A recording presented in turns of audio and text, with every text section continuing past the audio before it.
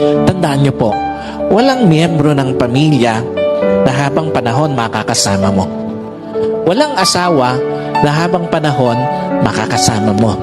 Walang magulang na habang panahon makakasama mo. Walang anak na habang panahon makakasama mo. And at the same time, wala din namang kapatid na habang panahon makakasama mo. Meron lang itinakdang panahon ang Diyos para makasama sila sa buhay mo.